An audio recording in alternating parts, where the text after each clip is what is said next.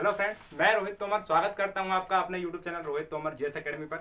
दोस्तों, आज का जो टॉपिक है हमारा ये है ह्यूमन हार्ट। लेकिन ये आता है किसके अंतर्गत? हृदय परिसंचरण तंत्र के अंतर्गत। बड़ा ही आसान टॉपिक है, एक ही वीडियो में दोस्तों बड़े ही आसान शब्दों में मैं आपके दिमाग में सीधा डाल दूंगा इसके बारे में पूरी चीजों का विवरण।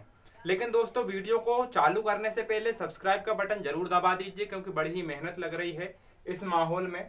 ठीक है, अपन चालू करते हैं दोस्तों रुधिर परिसंचरण तंत्र के बारे में। तो रुधिर परिसंचरण तंत्र क्या है, जिसके अंतर्गत हृदय आता है, मानव हृदय आता है। दोस्तों, एक ही वीडियो में पूरा समझ में आ जाएगा, आपको कोई घबराने की आवश्यकता नहीं पड़ेगी। तो दोस्तों, जो परिसंचरण तंत्र है, पहले इसके बारे में समझ लो कि परिसंचरण तंत्र क्या होता है। तो तंत्र को भी 1 मिनट के लिए हम छोड़ेंगे, पहले किसको पकड़ेंगे? परिसंचरण तंत्र को। दोस्तों, परिसंचरण तंत्र का मतलब क्या होता है? परिसंचरण का मतलब क्या होता है? इसका शाब्दिक अर्थ में अगर बात करूं तो इसका मतलब क्या होता है? परिवहन। परिसंचरण तंत्र का मतलब क्या होता है? परिसंचरण का मतलब क्या होता है? परिवहन होता है। परिवहन का मतलब क्या होता है दोस्तों? कि चीज को एक स्थान से दूसरे स्थान तक ले जाना। जैसे मान के चलो, हमारा जो मध्य प्रदेश है, मध्य प्रदेश सोयाबीन के स्थान में अग्रणीय है। तो मध्य प्रदेश से सोयाबीन को अगर गुजरात ट्रांसपोर्ट करना हो या गुजरात भेजना हो, तो दोस्तों उस गेहूं को ट्रक के द्वारा या रेलवे सेवा के द्वारा कहां पर पहुंचाया जाता है? गुजरात पहुंचाया जाता है। तो दोस्तों, एमपी से लेकर हमको गुजरात पहुंचाना पड़ा सोयाबीन को, तो ये रेल के माध्यम से जाएगा या ट्रक के माध्यम से जाएगा? तो इसका क्या होगा दोस्तों? परिवहन होगा। लेकिन इस परिवहन में महत्वपूर्ण भूमिका किसने निभाई? अगर ट्रक से गया है तो ट्रक ने निभाई, और रेल से गया हो तो रेल ने निभाई। तो दोस्तों, परिसंचरण या परिवहन किसने किया? रेल ने किया या ट्रक ने किया? तो दोस्तों, परिसंचरण तंत्र के जो माध्यम है वो कौन होगा? ट्रक होगा और रेल होगा। तो दोस्तों, याद रखना कि परिसंचरण में जो अंग या जो भी वस्तु या जो भी मान के चले हमारे संसाधन या साधन महत्वपूर्ण भूमिका निभाते हैं, वो क्या कहलाते हैं? वही परिसंचरण तंत्र के भाग कहलाते हैं। तो समझ गए होंगे। लेकिन यहां पर क्या लिखा है सर? रुधिर। तो रुधिर परिसंचरण तंत्र क्या होता है? तो दोस्तों, रुधिर रुधिर मतलब क्या? रक्त। रक्त के द्वारा परिवहन किया जाता है, और इस परिवहन में शरीर के जो अंग भाग लेते हैं उन्हें किसके अंतर्गत माना गया है? रुधिर परिसंचरण तंत्र के अंतर्गत माना गया है। तो रुधिर मतलब रक्त क्या कर रहा है? परिवहन कर रहा है। रक्त क्या कर रहा है? परिवहन कर रहा है, हमारी बॉडी में परिवहन कर रहा है। लेकिन ये परिवहन किसका कर रहा है? ये जो रुधिर है, ये जो रक्त है, ये रक्त किसका परिवहन कर रहा है? तो ये परिवहन कर रहा है किसका? ग्लूकोज का। और किसका परिवहन कर रहा है दोस्तों? तो ये परिवहन कर रहा है वसीय अम्ल का। अच्छा, ये वसीय अम्ल क्या होता है? तो मैंने आपको पढ़ा चुका हूं पिछले वीडियो में, आसानी से आपको अवेलेबल हो जाएगा, एक बार देख लेना दोस्तों। ठीक है, तो ग्लूकोज और वसीय अम्ल इत्यादि का, कार्बोहाइड्रेट्स का परिवहन किसने किया? रुधिर ने किया। सर, अभी भी समझ में नहीं आ रहा? कोई दिक्कत वाली बात नहीं। मान के चलो ये क्या है? मेरे हाथ की उंगली है। तो इस उंगली को जरूरत पड़ी किसकी? ग्लूकोज की। तो क्या ये उंगली मेरे हृदय के पास आएगी क्या ग्लूकोज लेने के लिए? नहीं आएगी। हृदय से क्या जाएगा? रक्त जाएगा। कहां जाएगा? इस उंगली में जाएगा। क्या लेकर जाएगा? ग्लूकोज लेकर जाएगा। तो दोस्तों, समझ में आ गया होगा बड़े ही आसान तरीके से कि रुधिर परिसंचरण तंत्र में रुधिर जो होता है वो परिवहन करता है। किन चीजों का परिवहन करता है? ग्लूकोज हो गया, वसीय अम्ल। वसीय क्या है? वसा। वसा, वसा का मतलब क्या होता है दोस्तों? फैट, है ना? तो ये फैट है, ग्लूकोज है, इत्यादि पदार्थों का परिवहन करता है रुधिर, इसलिए रुधिर परिसंचरण तंत्र के अंतर्गत ही आता है। ठीक है दोस्तों, अब अपन बात कर लेते हैं किसके विषय में? परिसंचरण तंत्र के विषय में। तो परिसंचरण तंत्र को यहां पर मैं नीचे उतार कर लेके आता हूं, परिसंचरण तंत्र। ठीक है, तो ये लिखा मैंने परिसंचरण तंत्र। तो दोस्तों, परिसंचरण तंत्र कितने प्रकार का होता है? तो याद रखना, परिसंचरण तंत्र होता है 2 प्रकार का। पहला कौन सा होता है? खुला परिसंचरण तंत्र। और दूसरा कौन सा होता है दोस्तों? बंद परिसंचरण तंत्र। तो मानव जो है वो दोनों में से किसका हिस्सा है? क्वेश्चन यहां से बनना चालू हो जाएगा, समझ लेना। खुला परिसंचरण तंत्र और बंद परिसंचरण तंत्र, दोनों में से मनुष्य में कौन सा हिस्सा दोनों में से मनुष्य में कौन सा वाला परिसंचरण तंत्र मौजूद होता है? तो आपको आंसर क्या लगाना है? बंद परिसंचरण तंत्र। लेकिन सर, ये खुला परिसंचरण तंत्र किन जीवों में पाया जाता है? ये भी आपको समझ में आना चाहिए, ये भी याद होना चाहिए। तो याद रखना, खुला परिसंचरण तंत्र जो होता है दोस्तों, ये होता है किन जीवों में? आर्थ्रोपोडा संघ के जंतुओं में। किसमें? आर्थ्रोपोडा संघ के जंतुओं में। लेकिन ये आर्थ्रोपोडा क्या है? तो आर्थ्रोपोडा के बारे में भी सुन लो भैया कि आर्थ्रोपोडा जो संघ है विश्व का या पृथ्वी का मैं बात करूं, पृथ्वी का सबसे बड़ा संघ है दोस्तों। इसके अंतर्गत क्या आता है? मच्छर हो गया, मक्खी हो गई, कीट हो गई, पतंग हो गई, तिल चिट्टा हो गया। ये छोटे छोटे जो कीट रहते हैं दोस्तों, ये किस संघ के जंतु हैं? आर्थ्रोपोडा संघ के जीव हैं। इनमें कौन सा परिसंचरण तंत्र पाया जाता है? खुला परिसंचरण तंत्र पाया जाता है। लेकिन सर खुला परिसंचरण तंत्र किस प्रकार का होता है? इसमें कैसे ब्लड बहता है? तो दोस्तों याद रखना है, इसमें नलिकाएं नहीं पाई जाती। क्या नहीं पाई जाती? नलिकाएं नहीं पाई जाती। किसमें? खुला परिसंचरण तंत्र में। ठीक है, नलिकाएं नहीं पाई जाएंगी तो कैसे परिसंचरण हो जाएगा? तो दोस्तों क्या होता है कि इनमें परिसंचरण तंत्र में क्या होता है, जब ब्लड बहना स्टार्ट होता है तो कुछ दूरी तक तो नलिकाएं पाई जाती हैं, लेकिन थोड़ी दूर आकर नलिकाएं क्या हो जाती हैं? खुले स्थान पर आकर खुल जाती हैं। तो दोस्तों ये जो ब्लड होता है ये इनके शरीर में आसानी से क्या होता है? पूरी तरीके से फैल जाता है। तो दोस्तों इसमें क्या हो जाता है? बहुत ही कम समय में एक चक्कर पूरा हो जाता है। तो खुला परिसंचरण तंत्र जो होता है इसके बारे में हमको मेन बातें क्या क्या याद रखनी है कि सर ये आर्थ्रोपोडा संघ के जंतुओं में होता है। मच्छर, मक्खी, तिलचट्टा इत्यादि। आर्थ्रोपोडा संघ संसार का, विश्व का सबसे बड़ा संघ है। इसमें नलिकाएं नहीं पाई जाती हैं, इसमें बहुत कम समय लगता है। इसका एक चक्कर पूरा होने में 5 से लेकर 6 मिनट का समय लगता है। कितना समय लगता है? 5 से लेकर 6 मिनट का समय लगता है। ठीक है, तो इतनी बात आपको समझ में आ गई खुला परिसंचरण तंत्र जो होता है वो किस प्रकार का होता है। लेकिन साथ ही दोस्तों अपन बात करते हैं किसके बारे में? बंद परिसंचरण तंत्र के बारे में। तो दोस्तों बंद परिसंचरण तंत्र किसमें पाया जाएगा? तो ये कशेरुकी जीवों में, समस्त कशेरुकी जो जीव है हमारे, इसमें तो पाया जाता है कौन सा? बंद परिसंचरण तंत्र। जैसे अपन बात कर लेते हैं किसके बारे में? मानव के बारे में। तो ये आर्थ्रोपोडा संघ को जोड़कर बाकी सभी संघ के जंतुओं में कौन सा पाया जाता है? बंद परिसंचरण तंत्र पाया जाता है। ठीक है, बंद परिसंचरण तंत्र के बारे में बात करेंगे, कशेरुकी जीव मानव के बारे में बात करेंगे। तो ये जो बंद परिसंचरण तंत्र होता है दोस्तों, इसमें नलिकाएं पाई जाती हैं क्या? नहीं। लेकिन बंद परिसंचरण तंत्र में नलिकाएं पाई जाती हैं। ठीक है सर, ये इसका विपरीत होता है। बंद परिसंचरण तंत्र में नलिकाएं पाई जाती हैं, इसमें समय क्या होता है दोस्तों? अधिक लगता है। लेकिन इनमें जब नलिकाएं पाई जाती हैं तो नलिकाओं में रक्त ज्यादा गति से बहेगा कि खुले स्थान में ज्यादा गति से बहेगा?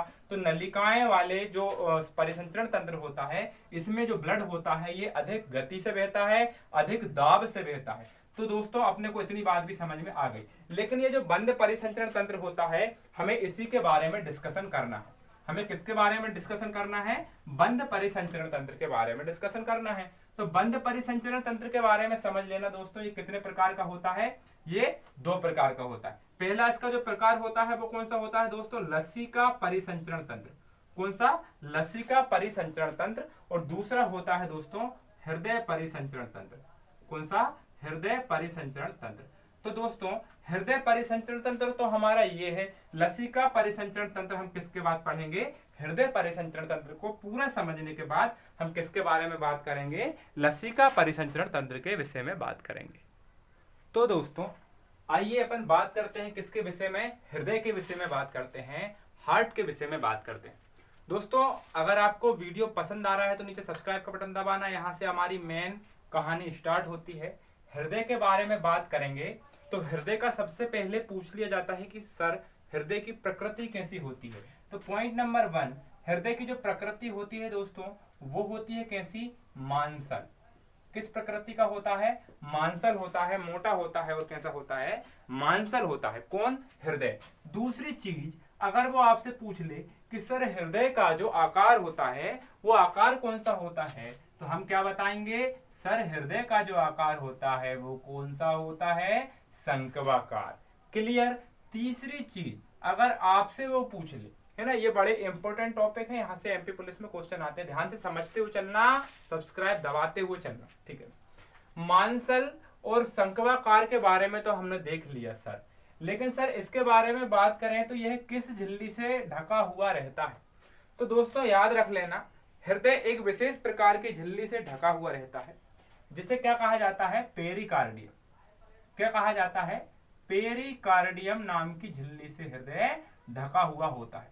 ठीक है, तो इसका अपन ने क्या देखा, मांसल प्रकृति होती है, शंक्वाकार, आकार कैसा होता है, शंक्वाकार, पेरिकार्डियम होता है दोस्तों। जो हार्ट होता है, जो हृदय रहता है, ये मानव शरीर का सबसे संवेदी अंगों में इसकी गणना की जाती है। ठीक है दोस्तों, अब अपन बात करें आगे किसके बारे में, हृदय के बारे में बात करें तो इसकी कितनी भित्तियां होती हैं, 3 भित्तियां होती हैं। कितनी भित्तियां होती हैं, 3 भित्तियां होती हैं। पहले नंबर की जो भित्ति होती है उसे क्या कहेंगे, तो उसे कहेंगे दोस्तों एपिकार्डियम। क्या कहेंगे, एपिकार्डियम। ठीक है, दूसरे नंबर की जो रहेगी उसे क्या कहेंगे, मायोकार्डियम। क्या कहेंगे दोस्तों, मायोकार्डियम।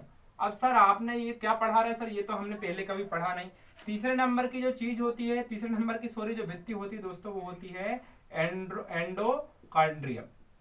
तो दोस्तों एपिकार्डियम, मायोकार्डियम, एंडोकार्डियम जो झिल्ली होती है, सॉरी जो भित्ति होती है, वो किसकी भित्ति होती है, हृदय की। तो हृदय 3 प्रकार की भित्तियों से मिलकर बनता है। सबसे बाहरी भित्ति होती है एपिकार्डियम, मध्य की भित्ति मायोकार्डियम, अंतर भित्ति एंडोकार्डियम।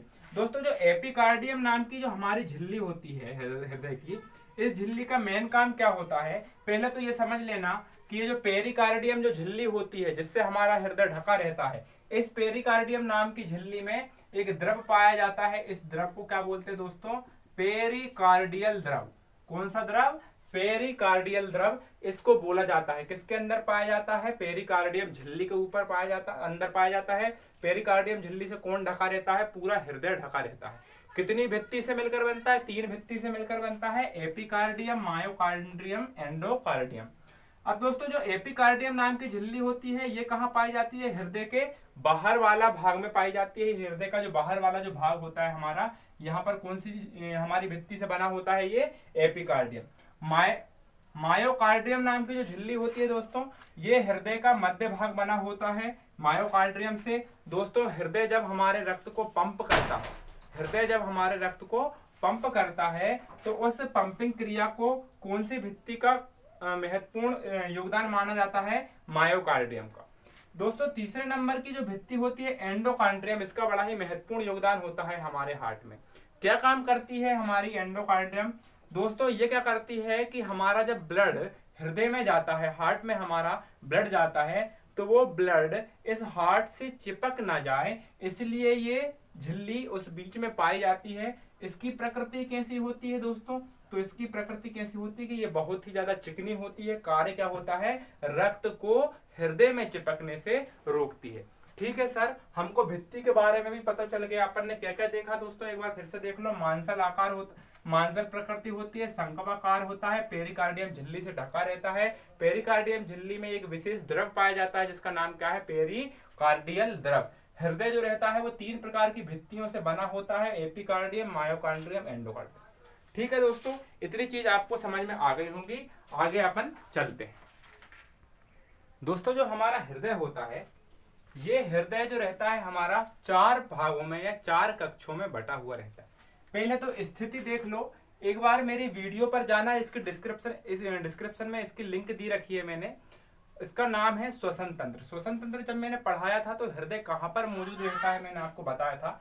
ठीक है दोस्तों, एक बार ध्यान से समझ लो फिर से कि यहाँ से जो हमारा मुख होता है, यहाँ पर क्या होता है दोस्तों, इस प्रकार से हमारे क्या होते हैं, फेफड़े होते हैं। तो दोस्तों दोनों फेफड़ों के बीच में क्या उपस्थित होता है, ये हृदय उपस्थित होता है। तो दोनों फेफड़ों के बीच में ये हृदय उपस्थित होता है। इसके बाद यहाँ पर क्या पाया जाता है दोस्तों, एक डायफ्राम पाया जाता है। डायफ्राम के बाद यहाँ पर क्या पाया जाता है दोस्तों, आपका अमाशय पाया जाता है। अमाशय के बाद दोस्तों यहाँ पर क्या पाया जाता है, लीवर पाया जाता है। यहाँ पर क्या पाया जाता है, छोटी आंत, और यहाँ का पाई जाती है बड़ी आंत पाई जाती है। ठीक है सर, आपको इतना तो आपको समझ में आ गया होगा कि दोनों फेफड़ों के बीच में हृदय पाया जाता है।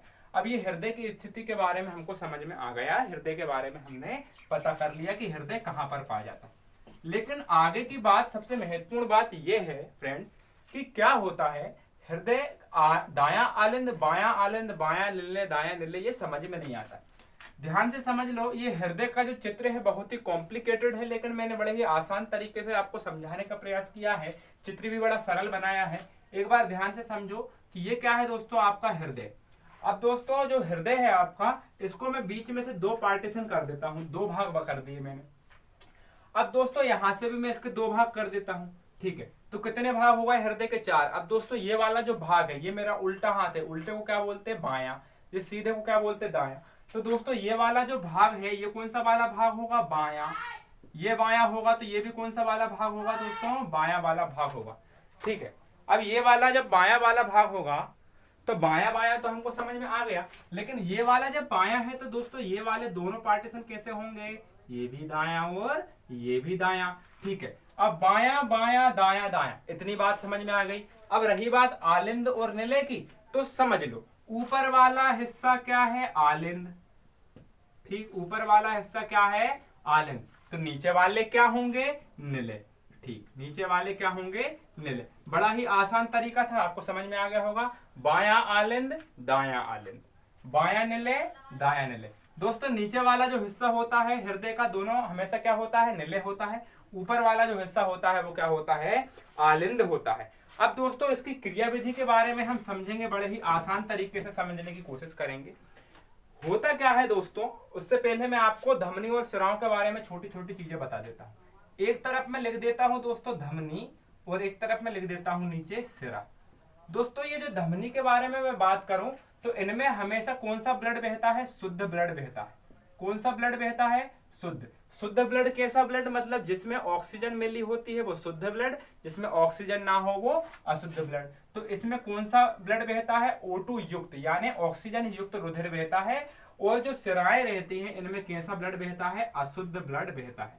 ठीक है। लेकिन एक बात और याद रखना, ये जो धमनियां होती हैं इनमें क्या नहीं पाए जाते? कपाट नहीं पाए जाते। कहने का मतलब क्या नहीं पाए जाते? वाल्व नहीं पाए जाते। लेकिन जो सिराएं होती हैं इनमें कपाट या इनमें वाल्व पाए जाते हैं। ठीक है सर। ये धमनियां जो रहती हैं शरीर में गहराई में उपस्थित रहती हैं।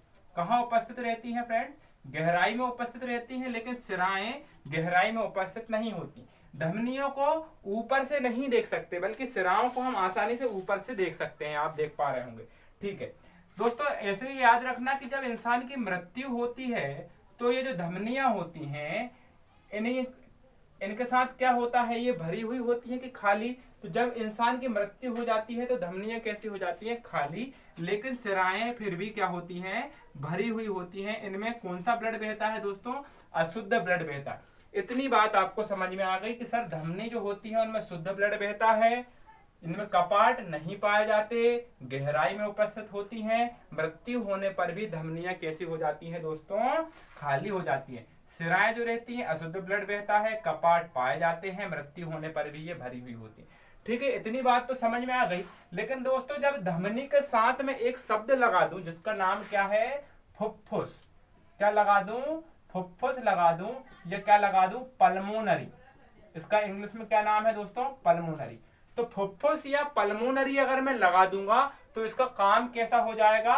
विपरीत। मतलब देखना, अभी धमनी कैसा काम कर रही थी? शुद्ध ब्लड लेकर जा रही थी, लेकिन मैंने फुफ्फुस धमनी के बारे में पूछ लिया तो शुद्ध की जगह कैसा ब्लड लेकर जाएगी? फिर अशुद्ध ब्लड लेकर जाएगी। बात समझ में आ गई? ऐसा ही जो सिरा होती है दोस्तों, इनका काम क्या होता है? अशुद्ध ब्लड को लेकर चलती हैं। लेकिन अगर मैं यहाँ पे लगा दूं फुफ्फुस, क्या लगा दूं? फुफ्फुस लगा दूं या पल्मोनरी लगा दूं, तो फुफ्फुस धमनी लगा दूं या पल्मोनरी धमनी लगा दूंगा, सॉरी फुफ्फुस लगा दूं या पल्मोनरी लगा दूंगा, तो दोस्तों इन सिराओं का काम क्या हो जाएगा? पलट जाएगा। मतलब अभी तक ये कैसा ब्लड लेकर जा रही थी? अशुद्ध। लेकिन जैसे ही मैंने इसमें फुफ्फुस लगाया तो इनका काम कैसा हो जाएगा दोस्तों? शुद्ध ब्लड को लेकर जाने का इनका काम हो जाएगा। तो ये धमनी और सिराओं के बारे में आपने छोटी सी बात को बड़े आसान तरीके से, बड़े ही आसान भाषा में समझ लिया होगा। लेकिन दोस्तों अब अपन बात करते हैं अपना मेन टॉपिक किसके बारे में? वापस हृदय के बारे में। तो ध्यान से समझ लेना कि क्या होता है दोस्तों। आपको पता है कि एक फेफड़ा ये है और एक फेफड़ा कौन सा है? ये वाला। बीच में क्या है? आपका हृदय है। एक सेकंड दोस्तों, वीडियो बंद करना पड़ेगा, आवाज ज्यादा आ रही है। सॉरी फ्रेंड्स, आवाज बहुत ज्यादा आ रही है क्योंकि एक्चुअल में बोर्ड बहुत गलत जगह पर लगा दिया है मैंने। ठीक है, तो दोस्तों दोनों फेफड़ों के बीच में क्या है? हृदय है। तो दोस्तों यहां से क्या हो जाएगा कि जब शरीर से रक्त आता है, कौन सा रक्त आता है दोस्तों? अशुद्ध रक्त आता है। तो यहाँ से अशुद्ध रक्त कहाँ पर भेजता है ये हृदय हमारा? दोनों फेफड़ों के पास भेजता है, ताकि ब्लड में क्या मिल जाए? ऑक्सीजन मिल जाए। क्योंकि फेफड़ों के पास क्या होती है दोस्तों? ऑक्सीजन। हम जब शरीर में से, हम जब मुख से क्या लेते हैं? ऑक्सीजन लेते हैं दोस्तों, तो वो ऑक्सीजन किसके पास जाती है? फेफड़ों के पास जाती है। फेफड़े उस ऑक्सीजन को किस में मिला देते हैं दोस्तों? ब्लड में मिला देते हैं। अब यहाँ ये ब्लड कैसे आता है? तो कौन पहुंचाता है इसको? हृदय पहुंचाता है। तो दोस्तों आपको समझ में आ गया होगा कि शरीर में जो भी अशुद्ध रक्त होता है वो रक्त कहाँ आता है? पहले हृदय के पास आता है। हृदय के पास आने के बाद हृदय उसको कहां पर भेज देता है? फेफड़ों के पास भेज देता है। फेफड़े उसमें क्या मिला देते हैं? ऑक्सीजन मिला देते हैं। ऑक्सीजन मिलाकर फेफड़े वापस कहां पर पहुंचा देते हैं? रक्त को आपके हृदय के पास पहुंचा देते हैं। इतनी बात आपको समझ में आ गई होगी दोस्तों बहुत अच्छे तरीके से। ठीक है, अब अपन बात करें दोस्तों किसके विषय में?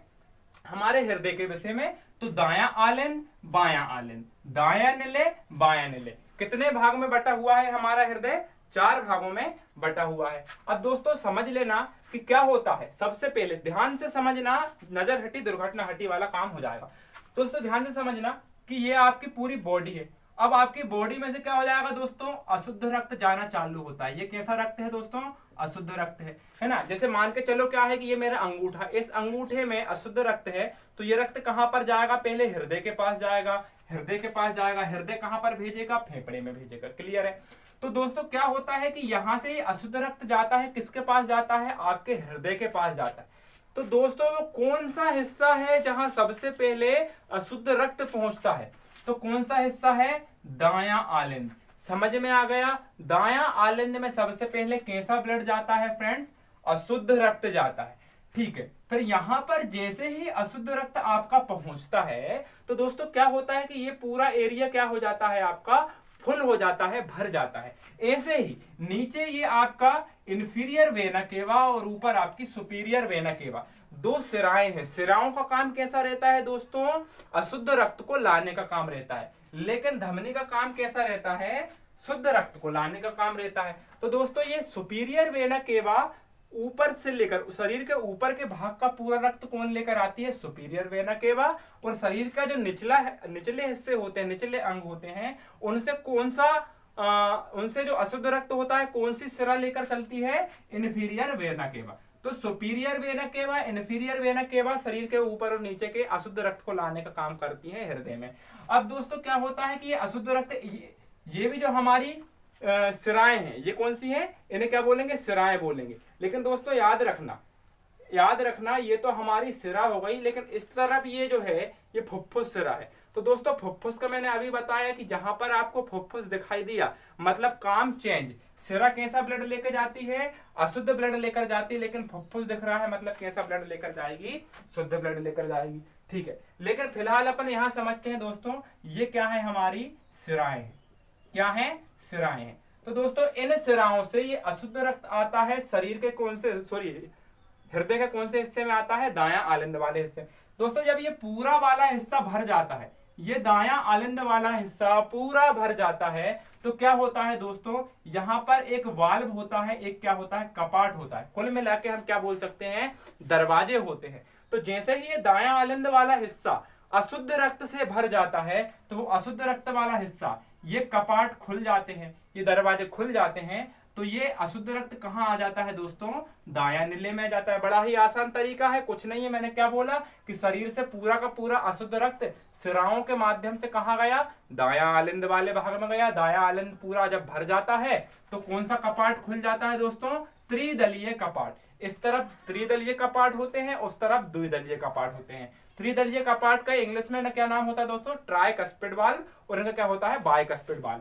ठीक है, तो जो त्रिदलीय आपके कपाट होते हैं ये खुल जाते हैं और पूरा का पूरा रक्त कहां आ जाता है? दायां आलिंद वाले हिस्से में आ जाता है। इतनी बात आपको समझ में आ गई। तो दायां आलिंद वाले हिस्से में जैसे ही ब्लड आया तो दायां आलिंद वाला हिस्सा भी क्या हो जाएगा दोस्तों? पूरा का पूरा क्या हो जाएगा? फुल हो जाएगा। ठीक है, तो दायां आलिंद वाला हिस्सा फुल हो गया। अभी भी आपको समझ में आ रहा होगा तो सब्सक्राइब की बटन दबा देना। और सब्सक्राइब की बटन दबाने का मैं इसलिए नहीं बोल रहा हूं कि सब्सक्रिप्शन बढ़ जाए, मैं इसलिए बोल रहा हूं दोस्तों क्योंकि मेरी बहुत सारी वीडियो डल चुकी हैं बायोलॉजी से संबंधित, आप तक वो पहुंच जाएंगी। ठीक है, तो दायां आलिंद जो होता है हमारा जो हमारा दायां निले जो हमारा होता है, जब ये पूरा फुल हो जाता है तो दोस्तों ये वाले भाग का प्रेशर क्या होने लगता है, ज्यादा होने लगता है, बढ़ने लगता है। तो दोस्तों फिर ब्लड कहां प्रवेश करने लग जाता है, फिर ब्लड कहां पर प्रवेश करने लग जाता है, यहां से अंदर जाने के लिए जाने लगता है। लेकिन दोस्तों क्या होता है कि दाया आलन से जब दाया निले में जब ब्लड आता है, ये हिस्सा पूरा फुल हो जाता है, तो ये कपाट तुरंत क्या हो जाते हैं दोस्तों, बंद हो जाते हैं। जब ये हिस्सा क्या होता है, पंप करता है, जोर से दबाता है, ये वाला हिस्सा जब जोर से पंप करता है दोस्तों, तो ये ब्लड कहां पर प्रवेश कर जाता है, कहां पर प्रवेश कर जाता है दोस्तों, फुफ्फुस धमनी में प्रवेश कर जाता है। अच्छा, इसका नाम मैंने फुफ्फुस धमनी क्यों बोला सर, धमनी तो शुद्ध ब्लड लेकर जाती है, लेकिन ये फुफ्फुस धमनी शुद्ध ब्लड लेकर अशुद्ध ब्लड लेकर क्यों जा रही है। तो देखो अभी मैंने आपको बताया धमनी कैसा ब्लड लेकर जाती है दोस्तों, शुद्ध ब्लड लेकर जाती है। लेकिन यहां पर अगर मैंने लिख दिया फुफ्फुस धमनी, फुफ्फुस धमनी, तो फुफ्फुस धमनी शुद्ध की जगह कैसा ब्लड लेकर जाएगी, अशुद्ध ब्लड। तो दोस्तों ये कौन सा ब्लड है, अशुद्ध ब्लड। इस अशुद्ध ब्लड को कौन लेकर जाती है, फुफ्फुस धमनी। बात समझ में आ गई। अब दोस्तों ये फुफ्फुस धमनी दो भागों में बढ़ जाती, एक ये वाला भाग, एक ये वाला भाग। मतलब कौन सा, ये देखो दोस्तों, ये क्या है आपका हृदय है, एक ये वाला भाग, एक ये वाला भाग। मतलब दोनों फेफड़ों में अशुद्ध रक्त पहुंच जाता है। कैसे पहुंच जाता है, यहां से आया और दोनों फेफड़ों में अशुद्ध रक्त पहुंच गया। ठीक है, अब ये फेफड़े जब होते हैं, फेफड़े क्या करते हैं, ऑक्सीजन मिला देते हैं किसमें, इस अशुद्ध रक्त में। कैसे मिलाते हैं, इसकी पूरी प्रोसेस दोस्तों श्वसन तंत्र में आसानी से मिल जाएगी, घबराने की जरूरत नहीं है, नीचे डिस्क्रिप्शन में देख लेना। अब दोस्तों क्या होता है कि ये तो अशुद्ध ब्लड तो कहां चला गया, फेफड़ों के पास चला गया, लेकिन अशुद्ध ब्लड चला गया फेफड़ों के पास। अब ध्यान से समझना कि ये फेफड़े इस अशुद्ध ब्लड को क्या कर देंगे दोस्तों, शुद्ध कर देंगे। शुद्ध कैसे कर देंगे, क्योंकि अशुद्ध ब्लड में क्या मिला देंगे, ऑक्सीजन मिला देंगे। तो ऑक्सीजन जैसे ही मिलेगी दोस्तों, तो क्या हो जाएगा, वो ब्लड कहां आ जाएगा, इस वाले भाग में जाएगा। कौन सा वाला भाग है, बायां आलिंद। बायां आलिंद में जैसे ही ब्लड आता है, तो वो ब्लड कौन सा होता है दोस्तों, शुद्ध होता है कि अशुद्ध होता है, जल्दी से जवाब दो, कैसा होता है, शुद्ध होता है। तो दोस्तों फेफड़ों से जब ब्लड आता है तो शुद्ध आता है कि अशुद्ध, शुद्ध आता है। कहां पर आता है, बायां आलिंद वाले हिस्से में आता है। अगर वीडियो समझ में आ रही है दोस्तों तो प्लीज यार थोड़ा सपोर्ट जरूर करना, ठीक है ना, सब्सक्राइब करना और शेयर करना वीडियो को। बायां आलिंद वाले हिस्से की बात करूं तो बायां आलिंद वाले हिस्से में अब आता है शुद्ध ब्लड। अब ये वाला वही की वही कहानी, अब ये वाला हिस्सा पूरा भर जाता है, तो ब्लड कहां पर उतर जाता है, यहां पर उतर जाता है। ये कौन सा वाला कपाट है आपका, द्विदलीय कपाट, बाइकस्पिड वाल्व। इस तरफ कौन सा है, त्रिदलीय कपाट, इस तरफ कौन सा है दोस्तों, द्विदलीय कपाट। ठीक है, इतनी बात तो हमको समझ में आ गई। अब द्विदलीय कपाट इस तरफ, त्रिदलीय कपाट। अब दोस्तों जब बायां निले पूरा का पूरा भर जाता है, बायां निले पूरा का पूरा भर जाता है, तो आप जल्दी से बताओ क्या होगा। आपका दिमाग चल गया होगा, क्या होगा आपको पता है, क्योंकि दोस्तों यहां पर कौन सा ब्लड है, शुद्ध ब्लड है। कहां से आया, फेफड़ों से आया, फुफ्फुस सिराओं से आया। लेकिन सर ये फुफ्फुस क्यों लिखा, तो दोस्तों आपको पता है सिरा कैसा ब्लड लेकर चलती है, अशुद्ध ब्लड लेकर चलती है। कैसा ब्लड लेकर चलती है, अशुद्ध ब्लड लेकर चलती है सिरा। लेकिन अगर यहां पर मैं फुफ्फुस लगा दूंगा तो दोस्तों अशुद्ध की जगह कैसा ब्लड लेकर चलेगी, शुद्ध ब्लड लेकर चलेगी। तो यहां पर ये फुफ्फुस सिरा है, मतलब कैसा ब्लड है, शुद्ध ब्लड। तो शुद्ध ब्लड आया बायां आलिंद में, यहां पर आया, ये हिस्सा पूरा जब भर जाता है तो बायां निले जोर से पंप करता है। ये हिस्सा क्या करता है, जोर से पंप करता है, तो ये जो शुद्ध ब्लड है आपका इस नली में प्रवेश कर जाता है। तो दोस्तों ये नली का नाम बताओ जल्दी से, तो इस नली का नाम क्या है दोस्तों, महाधमनी या मुख्य धमनी या महाधमनी या एरोटा। इंग्लिश में क्या बोलेंगे, एरोटा। तो दोस्तों क्या होता है कि ये जो महाधमनी है, इसमें जब शुद्ध ब्लड जाता है तो यहां से क्या होता है दोस्तों, अलग अलग नलियों के माध्यम से पूरे शरीर में शुद्ध ब्लड पहुंच जाता है। ठीक है, इतनी बात आपको समझ में आ गई। एक बार फिर से समझ लो, अशुद्ध ब्लड क्या होता है दोस्तों, पूरे शरीर से अशुद्ध ब्लड आता है। कहां पर आता है दोस्तों, सिराओं से आता है। सबसे पहले दायां आलिंद में आता है, दायां आलिंद पूरा भर जाता है, कौन सा कपाट खुलता है, त्रिदलीय कपाट खुलता है। ब्लड कहां पर उतर जाता है, दायां निले में उतर जाता है। दायां निले जब पूरा भर जाता है तो ये पंप करता है, तो ये कौन सी वाली नली से जाता है दोस्तों, फुफ्फुस धमनी के माध्यम से कहां चला जाता है, फेफड़ों में चला जाता है। फिर उधर से फुफ्फुस सिरा के माध्यम से कहां आ जाता है, बायां आलिंद में, शुद्ध होकर आ जाता है। फिर बायां आलिंद क्या होता है, जब पंप करता है, जोर से धड़कता है, तो दोस्तों क्या होता है कि ये वाला कपाट खुल जाता है। कौन सा कपाट है दोस्तों? द्विदलीय कपाट। ब्लड कहाँ जाता है? बायां निलय में जाता है। फिर बायां निलय जब जोर से पंप करता है तो ये महाधमनी से ब्लड होकर पूरे शरीर में पहुंच जाता है। ठीक है, इतनी बात तो आपको समझ में आ गई। लेकिन दोस्तों हृदय कितने भागों में बटा होता है? 4। अब दोस्तों याद रखना कि ये वाला कौन सा वाला हिस्सा है? दायां, और ये वाला कौन सा वाला हिस्सा है? बायां। अभी फिल्म बहुत बाकी है दोस्तों। ये बीच वाला जो एरिया रहता है इसे क्या कहा जाता है? सेप्टम कहा जाता है। क्या कहा जाता है दोस्तों? सेप्टम कहा जाता है। अब दोस्तों दाया आलिंद और बायां आलिंद, सेप्टम या विभाजिका। दोस्तों दाया आलिंद और बायां आलिंद जो होता है वो क्या होता है? इंटर ऑरिकुलर सेप्टम के द्वारा अलग होता है। और जो दाया निलय और बायां निलय जो होता है दोस्तों वो इंटर वेंट्रिकुलर सेप्टम के द्वारा अलग होता है। ठीक है, इतनी बात आपको समझ में आ गई होगी। तो दाया आलिंद और बायां निलय, दाया निलय और बायां निलय इंटर वेंट्रिकुलर सेप्टम, और दाया आलिंद और बायां आलिंद इंटर ऑरिकुलर सेप्टम के द्वारा अलग अलग होते हैं। ठीक है, इतनी बात तो आपको समझ में आ गई होगी। अब चलते हैं अपन आगे। दोस्तों बात करते हैं हम किसके विषय में? हमारे हृदय की कार्य विधि के बारे में। तो अभी जो हम पढ़ रहे थे ये तो एक कुल मिला के आपको अपन डेमो कह सकते हैं कि ये तो आपका डेमो था। लेकिन दोस्तों होता क्या है कि सबसे पहले क्या होता है दोस्तों कि ये जो आपके निलय होते हैं, ये जो निलय होते हैं, ये निलय क्या होता है दोस्तों? ये सिकुड़ जाते हैं। क्या हो जाते हैं? ये सिकुड़ जाते हैं। ठीक है, जब निलय सिकुड़ जाते हैं तो इसे क्या बोला जाता है? तो इसे बोला जाता है सिस्टोल, या हिंदी में इसे क्या बोल सकते हैं दोस्तों? प्रंकुचन। क्या बोल सकते हैं? प्रंकुचन। लेकिन दोस्तों प्रंकुचन तो बोलते हैं, लेकिन सर जब निलय फैलते हैं, अच्छा ये निलय सिकुड़ते क्यों है दोस्तों? कि जब ये पंप करते हैं तो उनका पूरा ब्लड कहां पर चला जाता है? नलिकाओं में चला जाता है। तो इसलिए क्या हो जाता है दोस्तों? इसे क्या बोलेंगे? सिस्टोल। लेकिन साथ में जब ये निलय फैलते हैं, जब ये फैलते हैं तो क्या होता है दोस्तों? ऊपर से ब्लड इनमें आता है, इस कारण क्या होते हैं? फैलते हैं। तो उसे क्या बोलेंगे दोस्तों? इसे अपन ने सिस्टोल बोला, तो उसे अपन क्या बोलेंगे? डायस्टोल। क्या बोलेंगे दोस्तों? डायस्टोल। ठीक, तो सिस्टोल और डायस्टोल। डायस्टोल का जो हिंदी में नाम है दोस्तों ये क्या है? अनुशिथिलन। क्या नाम है? अनुशिथिलन। तो दोस्तों डायस्टोल और सिस्टोल मतलब प्रंकुचन और अनुशिथिलन, मतलब अपन बोल सकते हैं दबना और उठना, या फैलना या सिकुड़ना। मतलब एक डायस्टोल और एक सिस्टोल, या एक प्रंकुचन या एक अनुशिथिलन, दोनों 1+1 की कंडीशन में जब मिलते हैं तो क्या तैयार होती है दोस्तों? एक धड़कन।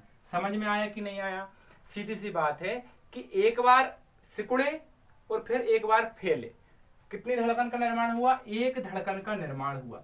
और दोस्तों याद रखना, छोटी सी बात है, बच्चों को भी पता रहती है, 1 मिनट में हृदय कितनी बार धड़कता है? 72 बार धड़कता है। कितनी बार धड़कता है? 72 बार। लेकिन दोस्तों इसकी अधिकतम गति जब हम ज्यादा मेहनत करते हैं, ज्यादा भागते हैं, तो ये लगभग 180 बार प्रति मिनट धड़क सकता है। क्योंकि दोस्तों 180 इसका क्या होता है? अधिकतम धड़कने की क्षमता होती। ठीक है, तो 1 मिनट में 72 बार धड़क सकता है हमारा हृदय। लेकिन एक धड़कन में कितना रक्त को पंप करता है? तो कितने रक्त को पंप करता है दोस्तों? 70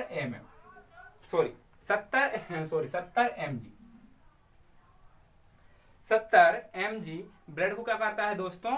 पंप करता है। ठीक है, इतनी बात तो हमको समझ में आ गई।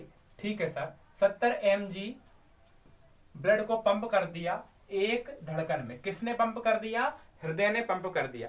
अब इसकी नेक्स्ट बहुत ही काम की चीजें हम समझेंगे कि दोस्तों ये जो आपका दायां आलिंद वाला हिस्सा होता है, ये वाला जो आपका हिस्सा होता है दोस्तों, तो यहां पर क्या होता है? एक स्थान होता है जिसका नाम क्या है दोस्तों? सिरा आलिंद नोड। तो ये बहुत काम की चीज है, समझ लेना, यहां से एग्जाम में क्वेश्चन बन चुका है। सिरा आलिंद नोड को ही क्या कहा जाता है? पेस मेकर कहा जाता है। क्या कहा जाता है दोस्तों? पेस मेकर कहा जाता है। सिरा आलिंद नोड कहां पर उपस्थित होता है? दायां आलिंद वाले हिस्से में उपस्थित होता है। ठीक है सर, इसका काम बता दीजिए। तो सिरा आलिंद नोड का काम क्या होता है दोस्तों कि जब धड़कन का निर्माण होता है, जब धड़कन का निर्माण होता है तो वो कहां से होता है? सिरा आलिंद नोड से होता है। लेकिन दोस्तों यहां से जैसे ही धड़कन का निर्माण होता है तो यहां से तरंगे चलना प्रारंभ करती हैं। ये तरंगे चलना प्रारंभ करती हैं। किस प्रकार की तरंगे होती है? तो ये तरंगे होती हैं दोस्तों विद्युत रासायनिक तरंगे। कैसी तरंगे दोस्तों? विद्युत रासायनिक तरंगे। तो विद्युत रासायनिक जो तरंगे होती हैं, ये तरंगे सिरा आलिंद नोड से चलकर कहां तक जाती हैं दोस्तों? निलय तक पहुंच जाती हैं। कहां तक पहुंच जाती हैं? निलय तक पहुंच जाती हैं। दोस्तों इन तरंगों को रिकॉर्ड करने की जो कला होती है, रिकॉर्ड करने की जो गतिविधि होती है, उसे ही क्या कहा जाता है? ईसीजी यानी इलेक्ट्रोकार्डियोग्राफी। क्या कहेंगे हम? इलेक्ट्रोकार्डियोग्राफी। तो इलेक्ट्रोकार्डियोग्राफी क्या होती है दोस्तों, आपको समझ में आ गई होगी। और इसके लिए जो यंत्र हम प्रयोग करते हैं कंप्यूटर से संबंधित, उसे क्या कहेंगे? इलेक्ट्रोकार्डियोग्राफ। इलेक्ट्रोकार्डियोग्राम। ठीक ठीक है दोस्तों, इलेक्ट्रोकार्डियोग्राम और इलेक्ट्रोकार्डियोग्राफी या ईसीजी क्या होती है, पेस मेकर क्या होता है, ये सारी चीजें हमको समझ में आ गई। दोस्तों अभी हाल ही में एक क्वेश्चन पूछा गया है एग्जाम में कि सर रुधिर परिसंचरण तंत्र की खोज कौन ने करी थी? तो रुधिर परिसंचरण तंत्र की खोज करी थी दोस्तों विलियम हार्वे नाम के वैज्ञानिक ने। किसने? विलियम हार्वे नाम के वैज्ञानिक ने रुधिर परिसंचरण तंत्र की खोज करी थी। बहुत ही महत्वपूर्ण टॉपिक से संबंधित बहुत महत्वपूर्ण क्वेश्चन है, ये समझ लेना। अब दोस्तों अब बात करते हैं अपन किसके बारे में कि सर हार्ट अटैक कैसे आता है, 120 80 हम कैसे गिनते हैं, तो वो देख लेना। दोस्तों क्या होता है कि आपका जो रक्त रहता है, आपका जो रक्त रहता है वो कैसे 120 और 180 के आसपास होता है, हम देखेंगे। दोस्तों क्या होता है कि जब आप बहुत अधिक टेंशन ले लेते हो, बहुत अधिक डर जाते हो, या बहुत अधिक आपको चिंता हो जाती है, या बहुत अधिक आप भोजन कर लेते हो, तो क्या होता है दोस्तों कि आपका जो बीपी रहता है वो कितने के बीच में रहता है? 120 से लेकर 180। अब इस बीपी को अपन क्या बोल सकते हैं दोस्तों? Blood pressure. क्या बोल सकते हैं? ब्लड प्रेशर बोल सकते हैं।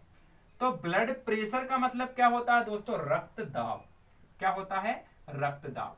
और ये जो रक्तदाब होता है दोस्तों, ये सबसे पहले कौन से वैज्ञानिक ने देखा था? एस हेल्स नाम के वैज्ञानिक ने देखा था।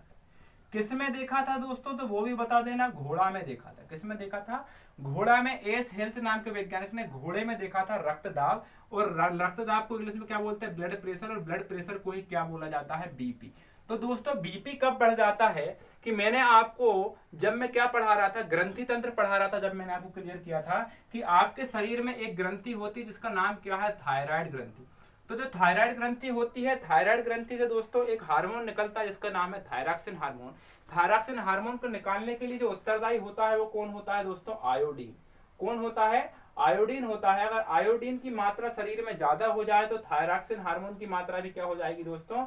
थायराइड ग्रंथि से निकलने वाले थायरॉक्सिन हार्मोन की मात्रा क्या हो जाएगी? ज्यादा। और थायरॉक्सिन हार्मोन की मात्रा ज्यादा तो सीधी सी बात है कि आपका बीपी क्या हो जाएगा? ज्यादा। क्योंकि थायरॉक्सिन हार्मोन जो रहता है दोस्तों वो हमारे ब्लड प्रेशर को क्या कर देता है? बढ़ा देता है। साथ ही आपकी एक ग्रंथि और होती है जिसका नाम कौन सी ग्रंथि? एड्रिनल ग्रंथि। एड्रिनल ग्रंथि कहां पर होती है दोस्तों? ये किडनी के ऊपर, वृक्क के ऊपर स्थित होती है। कितनी संख्या में होती है? 2। और एड्रिनल ग्रंथि के बाहरी भाग को कोर्टेक्स, अंदर के भाग को मेडुला कहते हैं। एड्रिनल ग्रंथि भी दोस्तों क्या करती है? बीपी कंट्रोल करने का काम करती है। वो कैसे करती है मैंने आपको लास्ट वीडियो में समझाया था, डिस्क्रिप्शन में उसकी भी लिंक दी रहेगी। अब बात करते हैं दोस्तों किसके बारे में? बीपी। तो बीपी रहता है 120 से 80। दोस्तों अगर बीपी ज्यादा हो जाए, मतलब 120 से ज्यादा, मतलब मान के चलें कि बीपी हो गया हमारा 90 से, कितना हो गया? 150 से 90 के बीच में हो गया, मतलब इस अवस्था को क्या कहेंगे दोस्तों? हाइपरटेंशन। क्या कहेंगे? हाइपरटेंशन।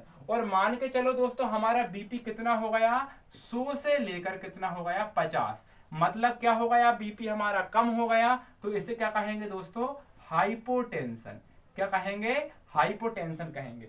दोस्तों हाइपरटेंशन में हृदयघात जैसे रोग हो जाते हैं, हृदयघात जैसी समस्या हो जाती है। कैसे हो जाती है वो भी समझ लेना कि हृदयघात कैसे होता है दोस्तों कि जब 150 से 90 के बीच में आपके ब्लड की रफ्तार होगी, मतलब आपका ब्लड बहुत तेज गति से धमनियों और सिराओं में बहेगा, तो सीधी सी बात है कि आपकी धमनियों में जो ब्लड बहेगा उसकी चाल क्या होगी, ज्यादा होगी। तो दोस्तों क्या हो जाएगा कि धमनी क्या हो जाएगा, उनमें प्रेशर क्या हो जाएगा, बढ़ने लगेगा। और कुछ समय ऐसा हो जाएगा कि वो प्रेशर को एक्सेप्ट नहीं कर पाएंगी और वो बीच में ही क्या हो जाएंगी, फट जाएंगी, जिसके कारण आपके हृदय तक या आपके हृदय से शरीर के अन्य अंगों तक ब्लड की सप्लाई नहीं हो पाएगी। इसलिए आपके ब्लड में रक्त की क्या हो जाएगी, कमी हो जाएगी, जिसके कारण क्या हो जाएगा दोस्तों, आपको हृदय घात जैसा रोग या हृदय घात जैसी समस्या हो जाएगी। किसके कारण, हाइपरटेंशन के कारण। हाइपरटेंशन मतलब बीपी का ज्यादा होना। तो ये था दोस्तों आपका हृदय परिसंचरण तंत्र। अगर आपको समझ में आया हो, मेरी मेहनत आपको अच्छी लग रही है दोस्तों, तो प्लीज वीडियो को शेयर करना, सब्सक्राइब करना और लाइक करना। ठीक है, धन्यवाद दोस्तों।